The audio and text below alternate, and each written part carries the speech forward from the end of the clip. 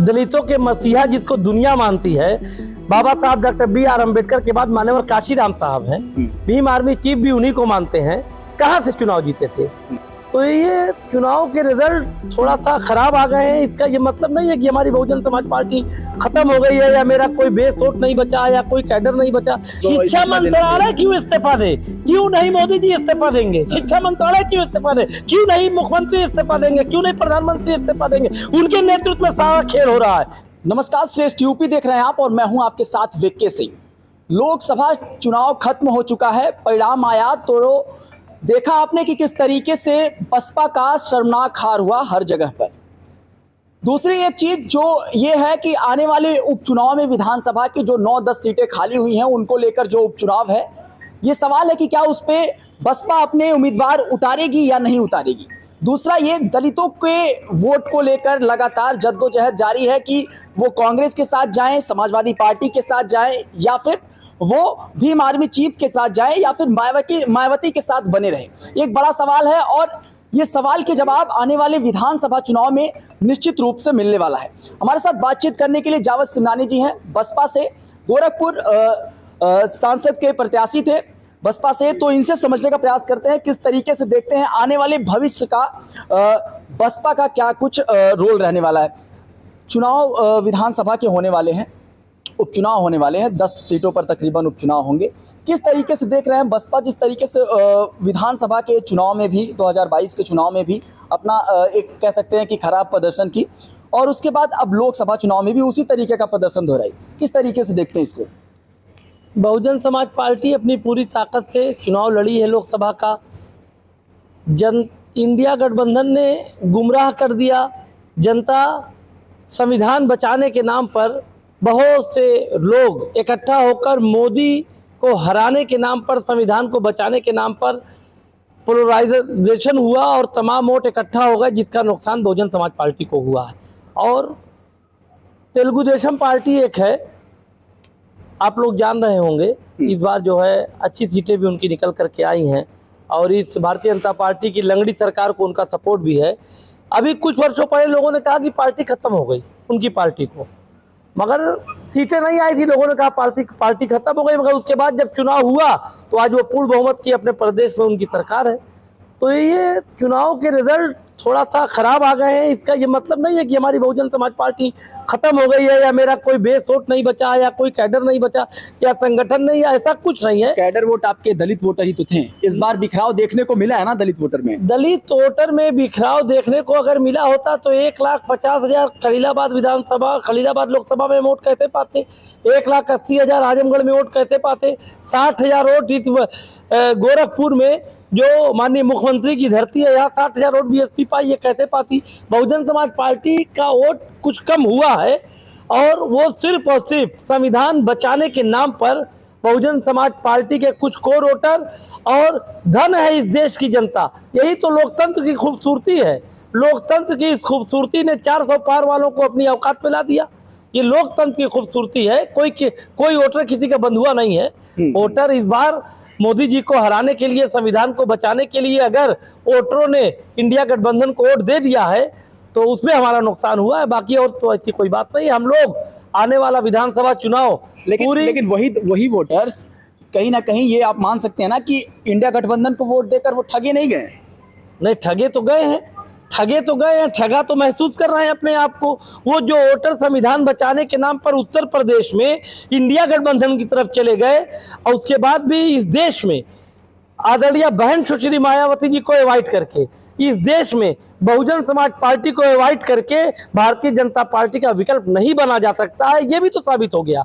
कहाँ भाजपा को रोक पाए, कहाँ एनडीए गठबंधन को रोक पाए? भाजपा को 400 पार वाले नारे से तो बहुत दूर कर दिया ना। 400 पार तो ये तो उनका वहम था। वो 400 पार और का कोई नारा हो तो अपने मुंह से जो चाहे कहे, ऐसा कुछ था नहीं। मगर एनडीए सरकार बना लिया एनडीए ने, ये लोग एनडीए को रोक नहीं पाए। अगर इन लोगों ने आदरणीय बहन जी का सम्मान किया होता और माननीय बहन जी को गठबंधन में शामिल किया होता तो आज की सूरत है हाल दूसरी होती और भारतीय जनता पार्टी इस देश की सरकार से बहुत दूर नजर आती। अच्छा, एक बात बताइए, अब तो ये चर्चा भी होने लगी है कि दलित वोटरों का एक नया मसीहा पैदा हो गया है, उसका नाम है चंद्रशेखर रावत, भीम आर्मी चीफ। अब वो जीते हैं तो अब उसके मायने भी अलग हैं, क्योंकि वही लोकसभा का चुनाव 2019 में था, बसपा 10 सीटें पाई थी और अब शून्य पे आ गई। तो ये आपकी अपनी सोच है, ये मीडिया वालों की सोच है। मान्यवर काशीराम साहब कहाँ से चुनाव जीते थे, कोई बताए हमको? दलितों के मसीहा जिसको दुनिया मानती है, बाबा साहब डॉक्टर BR अम्बेडकर के बाद मान्यवर काशीराम साहब हैं, भीम आर्मी चीफ भी उन्हीं को मानते हैं। कहाँ से चुनाव जीते थे? चुनाव जीतना और मसीहा बनना दोनों अलग अलग चीजें हैं, ये आप समझ सकते हैं। चुनाव जीतने से दलितों का मसीहा होने का कोई मतलब कोई तालमेल नहीं है। वो भी बेड़ा उठा रहे हैं कि हम दलितों पे कहीं भी अन्याय होगा हम जाएंगे, लड़ेंगे, छात्रों के साथ कोई अन्याय होगा। आपकी यही तो इस मीडिया वालों की, आपकी और तमाम लोगों की यही तो मंशा नहीं समझ में आती, क्यों दलितों की बात कर रहे हैं। माननीय चंद्रशेखर आजाद जी नेता है, सांसद हुए हैं, क्या दलितों के नेता हैं? क्या सिर्फ दलितों के सांसद है? खुले तौर पे नहीं कहते वो ये नहीं आज का कहा कि दलितों पे कहीं कुछ होगा तो हम लड़ाई लड़ेंगे होगा। किसी पर भी कुछ होगा तो कोई नेता किसी एक कम्युनिटी का नहीं होता। मैं उस विचारधारा का नहीं हूँ, न मेरी पार्टी उस विचारधारा की है। सर्व समाज की बात करने वाले हम लोग हैं। चंद्रशेखर आजाद जी को भी सर्व समाज की बात करनी चाहिए, सारे लोगों को सर्व समाज की बात करनी चाहिए। ये कोई तरीका नहीं है कि ये दलित है, वो माइनॉरिटी है, वो फॉरवर्ड है, वो बैकवर्ड है। ये सब गुमराह करने वाली बात है। बताइए, उपचुनाव जो होगा, अगर मान लीजिए बसपा कैंडिडेट उतारती है, तो चूंकि अब भीम आर्मी चीफ ने भी कहा कि कैंडिडेट उतारे जाएंगे। भीम आर्मी चीफ की बात आप हमसे क्यों कर रहे हैं? भीम आर्मी एक बात मैं इसलिए कह रहा हूं क्योंकि अब ये उनकी अपनी पार्टी है, कंपैरिजन होने लगा है। नहीं, कोई कंपैरिजन ही नहीं है। क्या बात कर रहे हैं? पूरे देश में बहुजन समाज पार्टी की टीम है, पूरे देश में बहुजन समाज पार्टी का नेटवर्क है, पूरे देश में बहुजन समाज पार्टी का संगठन है। ठीक है, उन्होंने शुरुआत की है, उनका वेलकम है, कोई बात नहीं है। मगर बहुजन समाज पार्टी का उससे कोई आकलन नहीं है, ना बहुजन समाज पार्टी को उससे आप मिला सकते हैं। वोटर अगर विधानसभा चुनाव में प्रत्याशी घोषित किए जाते हैं तो कैडर वोटर फिर से आएंगे बसपा के साथ? कैडर वोटर बसपा के साथ हैं, कैडर वोटर कहीं गए नहीं हैं। कैडर वोटर सिर्फ और सिर्फ संविधान बचाने के नाम पर, कैडर वोटरों को ठग लिया गया संविधान बचाने के नाम पर। वो इंडिया गठबंधन के साथ जाने के बाद आज जो इटावा में घटना हुई है, खतरे में है कि नहीं है? अभी भी बताइए, संविधान खतरे में है कि नहीं है? ये तो क्या बात, संविधान सबको सुरक्षा दे रहा है। आप माइक लेकर जो चाह रहे मुझसे पूछ ले रहे हैं, ये भारतीय संविधान की देन है। आज माननीय मोदी जी मंच से 400 पार का नारा लगा रहे थे, ये भारतीय संविधान की देन है। भारतीय संविधान ही सबकी रक्षा कर रहा, उसकी रक्षा कौन करेगा?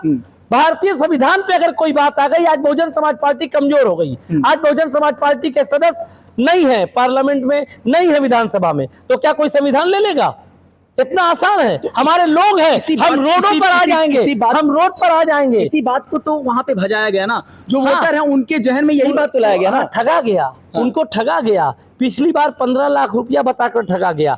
इस देश के बहुत बड़ी कम्युनिटी है, मेरी कम्युनिटी, अल्पसंख्यक समाज, माइनॉरिटी समाज, इसको भारतीय जनता पार्टी का डर दिखाकर ठगा जाता है। और दलित समाज को इस बार संविधान के खत्म होने का डर दिखाकर समाजवादी पार्टी और इंडिया गठबंधन के लोगों ने ठगा है, और वो लोग अपने आप को ठगा महसूस कर रहे हैं। आने वाला चुनाव, आज चुनाव हो जाए, एक वोट दलित समाज का और हमारा कैडर का बेस का एक वोट कोई ले नहीं सकता। आज की डेट में चुनाव हो जाए, उपचुनाव होगा। अगर माननीय बहन जी ने उपचुनाव लड़ने का फैसला किया, हमारी सर्वमान नेता माननीय बहन जी हैं, उनके सभी फैसले को बहुजन समाज पार्टी के छोटे से लेकर बड़े तक सभी कार्यकर्ता मानते हैं। और अगर बहन जी ने ये उपचुनाव लड़ने का फैसला किया तो 10 की 10 सीट बहुजन समाज पार्टी उपचुनाव जीतेगी। अच्छा, एक बात बताइए, अभी पेपर लीक का मामला लगातार जोर पकड़ रहा है। पहले नीट का पेपर को लेकर धांधली का जो चीज नहीं रोक पाए, और नेट का पेपर भी नहीं रोक पाए, हम लोग नहीं रोक पाए, भारतीय जनता पार्टी को नहीं रोक पाए, एनडीए को। ये विनाशकारी सरकार है। इस सरकार को नैतिक तौर पर इस्तीफा दे देना चाहिए माननीय मोदी जी को। आज फिर से दोबारा प्रधानमंत्री पद की शपथ लेने के बाद ये कोई तरीका है? और 14-14 घंटा बच्चे पढ़ के नीट की तैयारी कर रहे हैं, और एक कमरे से 7 बच्चे आ जा रहे हैं। इतनी बड़ी परीक्षा नीट की, इस देश की सबसे बड़ी परीक्षाओं में से एक परीक्षा नीट की परीक्षा है। उन बच्चों की भविष्य के साथ खिलवाड़ हो रहा है। ऐसा खिलवाड़ एकदम तत्काल बंद होना चाहिए। और जो लोग शिक्षा मंत्री को, शिक्षा मंत्रालय क्यों इस्तीफा दे? क्यों नहीं मोदी जी इस्तीफा देंगे? शिक्षा मंत्रालय क्यों इस्तीफा दे? क्यों नहीं मुख्यमंत्री इस्तीफा देंगे? क्यों नहीं प्रधानमंत्री इस्तीफा देंगे? उनके नेतृत्व में सारा खेल हो रहा है, क्यों किसी शिक्षा मंत्री की बात हो रही? इस देश की सरकारों को तत्काल इस्तीफा दे देना चाहिए, सारे मंत्रियों को दे देना चाहिए। देश के भविष्य के साथ खिलवाड़ है।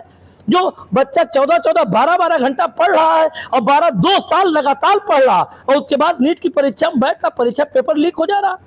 इसमें तो ये माफी योग नहीं है। जो इसमें जो भी आदमी भ्रष्टाचारी है, जिसके ऊपर दोष सिद्ध हो रहा है और जिसके ऊपर जरा सी भी इस मामले में शक है, उसको तत्काल गिरफ्तार करके जेल भेजना चाहिए और ऐसी सजा उसके साथ नियुक्त करनी चाहिए कि उसके साथ पीढ़ी में कोई इस तरह का काम करने के लिए तैयार ना हो। अच्छा, अब शुरू हो गया कि नहीं 27 का जो प्लान है, कुछ बन रहा है, कुछ आंतरिक चीजें कुछ चल रही हैं? देखिए, 27 का प्लान बहुजन समाज पार्टी का सीधा प्लान है।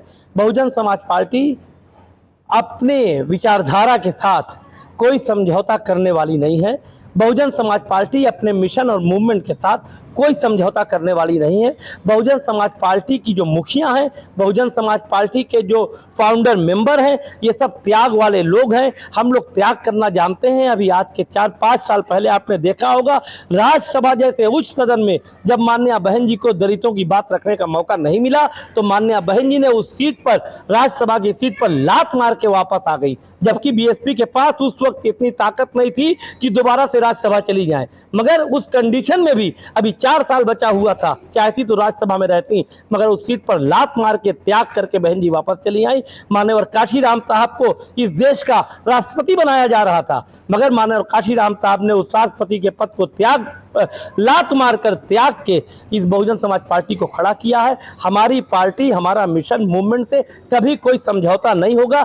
हम अपने मिशन और मूवमेंट के लिए समाज में हमेशा की तरह फिर से प्रयास करेंगे, सबको जगाएंगे और पूरी उम्मीद है कि 2007 से 2012 तक की जो सरकार बड़ी थी, वो दिन वापस 2007 और 27 मतलब आएगा वापस एकदम 7 और 27, 7 वाले दिन 27 में वापस आएगा। चलिए, जुड़ने के लिए हमसे धन्यवाद। तो ये जावेद सिमनानी जी हमारे साथ थे। तमाम विषयों पे बात हुई और बसपा से जुड़ी तमाम विषयों पे बात हुई और खासकर ये कि क्या जो वोटर खिसके हुए हैं इस समय या फिर कंफ्यूज हैं, क्या इस बार के विधानसभा के उपचुनाव में वो एकजुट होकर अगर बसपा प्रत्याशी उतारती है तो क्या एक साथ आएंगे? क्या 2027 का प्लान जिस तरीके से आगे चल रहा है उसमें क्या जो दलित वोटर खिसके हैं वो एक साथ आएंगे? एक बड़ा सवाल था, बड़ी बेबाकी से इन्होंने जवाब दिया और पेपर लीक के मामले में भी जो स्टैंड बसपा का है उन्होंने क्लियर किया। ऐसे अन्य खबरों के लिए बने रहे हमारे साथ और देखते रहे श्रेष्ठ यूपी। मैं था आपके साथ विक्की सिंह। यूपी की हर खबर देखने और उनसे अपडेट रहने के लिए हमारे चैनल श्रेष्ठ यूपी को सब्सक्राइब और लाइक करें। साथ ही बेल आइकन को दबाना ना भूलें, जिससे हमारे हर वीडियो की जानकारी आप तक पहुंचती रहे।